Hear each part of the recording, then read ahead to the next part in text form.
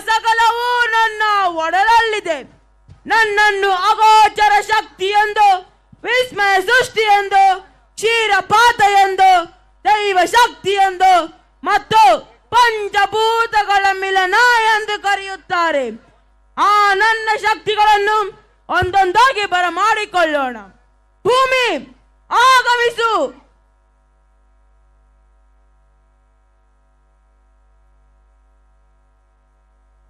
ನಾನು ಭೂಮಿ, ಪಂಚಭೂತಗಳಲ್ಲಿ ಮೊದಲನೆಯವಳು.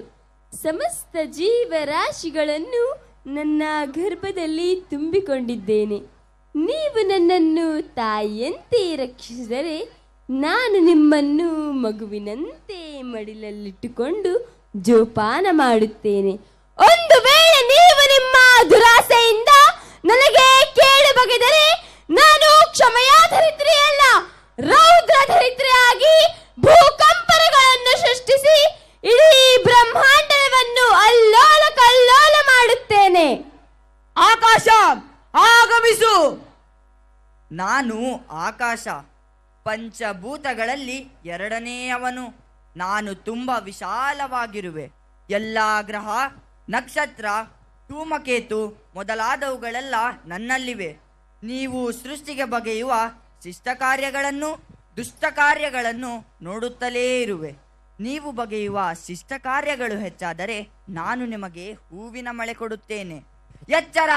ನೀವು ಬಗೆಯುವ ದುಷ್ಟ ಕಾರ್ಯಗಳು ಹೆಚ್ಚಾದರೆ ನನ್ನ ರೌದ್ರ ನರ್ತನದಿಂದ ನಿಮ್ಮನ್ನು ಭಸ್ಮ ಮಾಡುತ್ತೇನೆ. ಅಗ್ನಿ ಆಗಮಿಸು. ನಾನು ಅಗ್ನಿ, ಪಂಚಭೂತಗಳಲ್ಲಿ ಮೂರನೆಯವನು. ನಾನು ನಿಮ್ಮ ಸಕಲ ಮಂಗಳ ಮತ್ತು ಅಮಂಗಳ ಕಾರ್ಯಗಳಿಗೆ ಸಾಕ್ಷಿಯಾಗಿರುತ್ತೇನೆ. ನೀವು ಸೃಷ್ಟಿಗೆ ಮಿತ್ರರಾದರೆ ನಾನು ಇಡೀ ಮನುಕುಲಕ್ಕೆ ನಂದಾದೀಪವಾಗಿರುವೆ. ಎಚ್ಚರಿಕೆ! ಒಂದು ವೇಳೆ ನಿಮ್ಮಲ್ಲಿ ಏನಾದರೂ ದೋಷಗಳಿದ್ದರೆ ನಾನು ನಿಮ್ಮನ್ನು ಆಹುತಿ ತೆಗೆದುಕೊಳ್ಳುತ್ತೇನೆ. ಜಲ ಆಗಮಿಸು. ನಾನು ಜಲ, ಪಂಚಭೂತಗಳಲ್ಲಿ ನಾಲ್ಕನೆಯವಳು. ನಾನೇ ಸರ್ವರಿಗೂ ಆಧಾರ. ಸಕಲ ಜೀವರಾಶಿಗಳ ದೇಹದಲ್ಲಿ ನಾನಿರುತ್ತೇನೆ. ಸಕಲ ಕಾರ್ಯಗಳು ನನ್ನಿಂದಲೇ ಆಗಬೇಕು. ನೀವು ನನಗೆ ಒಳಿತು ಬಯಸಿದರೆ ನಾನು ಮುಕ್ಕಣ್ಣನ ಜಟೆಯಲ್ಲಿ ತಂಪಾಗಿ ಕೂರುತ್ತೇನೆ. ನಾನು ಚರಾಚರ ಜೀವಗಳ ಪ್ರಾಣವನ್ನು ಉಳಿಸುತ್ತೇನೆ. ಎಚ್ಚರಿಕೆ! ಒಂದು ವೇಳೆ ನೀವು ನನಗೆ ಕೇಡು ಬಗೆದರೆ ನಾನು ಮುಕ್ಕಣ್ಣನ ಜಟೆಯಿಂದ ರಭಸವಾಗಿ ಹರಿದು ಬಂದು ನಿಮ್ಮ ಪ್ರಾಣ ತೆಗೆಯಬಲ್ಲೆ. ವಾಯು ಆಗಮಿಸು. ನಾನು ಪ್ರಾಣವಾಯು, ಪಂಚಭೂತಗಳಲ್ಲಿ ಐದನೆಯವನು. ನಾನು ಪಂಚೇಂದ್ರಿಯಗಳ ಮೂಲಕ ನಿಮ್ಮ ದೇಹದೊಳಗೆ ಪ್ರವೇಶಿಸಿ ನಿಮ್ಮ ಜೀವನವನ್ನು ರಕ್ಷಿಸುತ್ತೇನೆ. ಓ ಮನುಕುಲವೇ, ನೀವು ನಿಮ್ಮ ಸ್ವಾರ್ಥಕ್ಕೋಸ್ಕರ ಪ್ರಾಣವಾಯುವನ್ನು ವಿಷವಾಯುವನ್ನಾಗಿ ಪರಿವರ್ತಿಸಿದ್ದೀರಿ. ನೀವು ನನ್ನನ್ನು ಪ್ರಾಣವಾಯುವಾಗಲು ಬಿಟ್ಟರೆ ಮನುಕುಲದ ನಂದಾದೀಪವನ್ನು ಬೆಳಗುತ್ತೇನೆ. ಎಚ್ಚರಿಕೆ!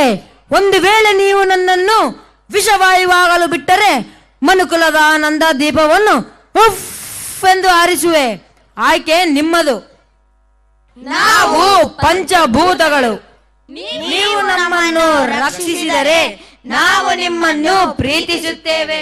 ನೀವು ನಮ್ಮನ್ನು ಮಲಿನ ಮಾಡಿದರೆ ನಾವು ನಿಮ್ಮನ್ನು ಭಕ್ಷಿಸುತ್ತೇವೆ.